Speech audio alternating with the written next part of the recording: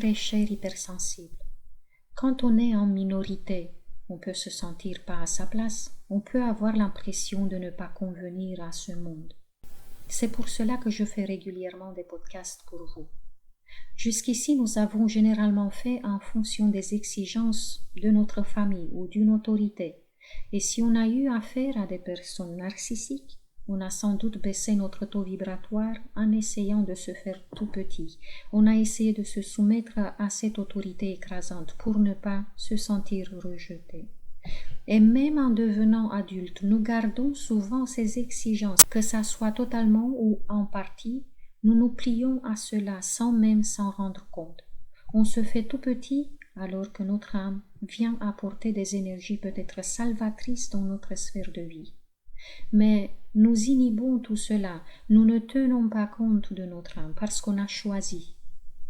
On a choisi de se plier non pas au désir de qui nous sommes, mais au désir de nos bourreaux. Et on mène toute notre vie en fonction de nos bourreaux et de ce qu'ils souhaitent ou qu'ils souhaitaient pour nous, à savoir le déséquilibre, le malheur, la petitesse, le vide. Si c'est ce que vous ressentez actuellement, c'est que vous continuez à faire plaisir inconsciemment à cette autorité malveillante qui, au niveau subtil, peut-être sans mettre des mots, vous a demandé, ou imposé plutôt, d'accepter un statut inférieur au sien pour qu'elle se sente puissante, pour qu'elle puisse vous dominer. Ça peut être même le cas d'un parent qui paraissait toujours une pauvre victime et qui en réalité dominait les autres en les écrasant avec son énergie accablante, car c'était elle qui devrait être toujours en premier plan, écoutée, protégée, soignée. Mais si vous êtes là et que vous continuez à m'écouter, c'est que vous connaissez tout cela et que vous êtes à la recherche d'un échappatoire. C'est que vous ressentez en vous le besoin d'en finir avec ces minuscules obstacles, parce que les PN et les narcissiques ne sont que des obstacles microscopiques par rapport à la puissance de notre âme. Comme on est dans un monde dual, il est normal de s'attendre à faire face à une opposition. En réalité, plus on va vers quelque chose de positif, plus notre âme vibre haut et plus l'opposition est grande, à ne pas confondre avec toute puissante.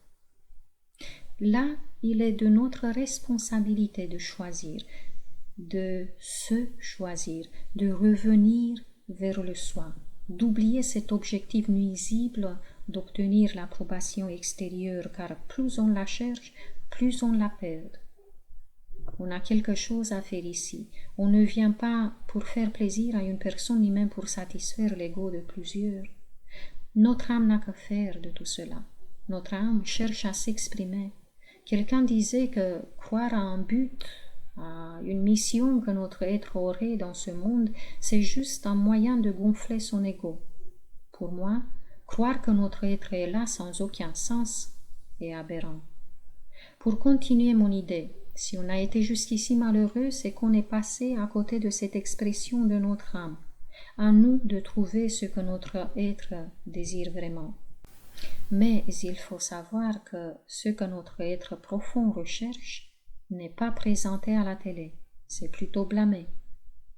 Vous n'allez pas réunir beaucoup de consentement avec cela.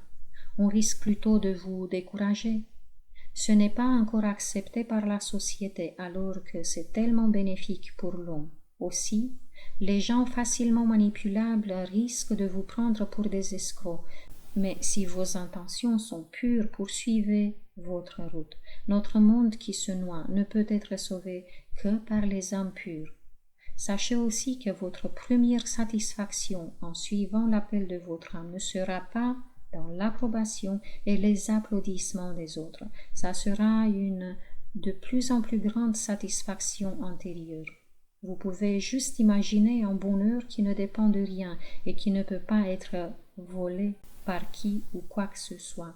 Prenez des vacances, mais dans le sens où vous vous fermez au monde autant que possible et vous vous ouvrez à vous-même et à votre intériorité. Vous n'êtes pas hypersensible par hasard. Si vous êtes hypersensible, vous êtes donc connecté plus que d'autres à votre âme. Suivez cette piste, parce que, oui, votre vie a un sens. Et cela pourrait dépasser toute attente. C'était Claudia Stéphane, hypnopraticienne spécialisée dans la thérapie pour les hypersensibles et les surdoués. Jusqu'à la prochaine fois, je vous embrasse tous très fort. À très bientôt.